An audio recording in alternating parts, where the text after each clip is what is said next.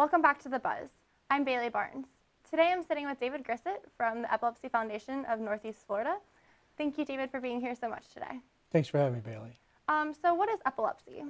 Epilepsy is a neurological disease in which people have unprovoked seizures. So how many people does this affect?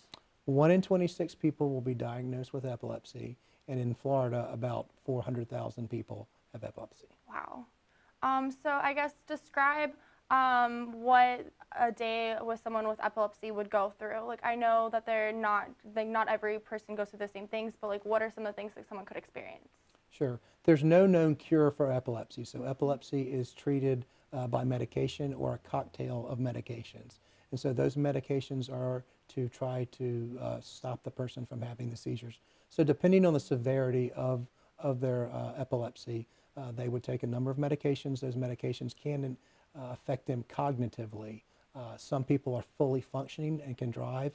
Some people, because of the cocktail of medications and the side effects from those medications, have less cognitive ability and would not be driving and not able to work. So there's a wide spectrum. Wow. So like, what does your foundation do to help these people? What we do as a lead advocate for people with epilepsy in the state of Florida, we provide medical services, we provide support groups, we have a camp for children, we have prevention and education, we have a resource center in our office, and many more. Can you tell me more about like the kids camp? We have a kids camp that's located in Central Florida, and for children with epilepsy, they get to go to camp at no charge, provided they get their transportation down there. So it's a gathering of children with epilepsy to come together and experience a camp setting together. That's great. So like, does epilepsy, like, is there like an age range that it normally like affects, or how does someone end up like with epilepsy? Well, anyone can be diagnosed with epilepsy at any time. Some infants are diagnosed with epilepsy shortly after birth. Some people are diagnosed with epilepsy as teenagers, later in life, or even as seniors. So there's a genetic and hereditary component to epilepsy, and typically those are the people that are diagnosed with epilepsy as infants and young children. Then there's also factors that cause epilepsy, such as traumatic brain injury, high fever, stroke, Alzheimer, and dementia.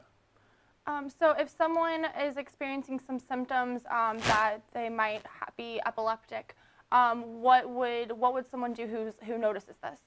Well, what would happen with someone who has a symptom would be they suffer a seizure. And typically when a person suffers their first seizure, it startles family members or anyone around them, and then they would typically seek medical treatment. And then from there, a neurologist or an epileptologist would evaluate the seizure, do some tests, maybe study the brain activity, and from there monitor them to see if they continue to have seizures. And then the neurologist or epileptologist is the one that can actually diagnose the epilepsy. Now, 1 in 10 persons will have a seizure. So just because you have a seizure does not mean that you will be diagnosed with epilepsy. But if someone does have a seizure, like, should they call 911, or what would you do in those kind of like circumstances? In the instance of a first seizure, then yes, the person should seek medical attention, 911, or get to the emergency as soon as possible. However, a person that has been diagnosed with epilepsy, it's not usually necessary to dial 911 or contact 911 unless their seizure lasts longer than 5 minutes or some other conditions that go along with that. So the foundation, you guys, do you have any events coming up, or? We do. We have a number of events coming up.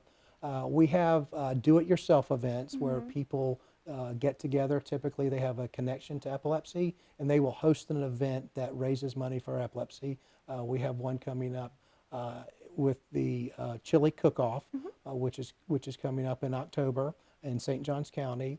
We have a gaming tournament that's coming up in August. We have our Let's Talk About It dinner, which is in October. And then we have a number of other events that can be found and updated on our website. We are celebrating our 45th year in existence as the Epilepsy Foundation of Florida. And November is Epilepsy Awareness Month. So we'll have some events in November as well. Great. I guess, are you guys involved with Hands on Jacksonville at all throughout the community, or? We are involved with Hands on Jacksonville, and the couple that puts on the chili cook-off did receive an award from Hands on Jacksonville for that event and the monies that they raised for the Epilepsy Foundation. That's great. How can people get involved to help you guys help the community and help people with epilepsy? We are always seeking volunteers to help us as a nonprofit. We can be contacted via our website, www.efof for Epilepsy Foundation of Florida, www.efof.org. Great. Thank you so much, David, for being here today. And is there anything else you would like to add for our viewers to see? I think that's it. Thanks for having us, Bailey. Great. Thank you so much. All right, and I will see you next time on The Buzz.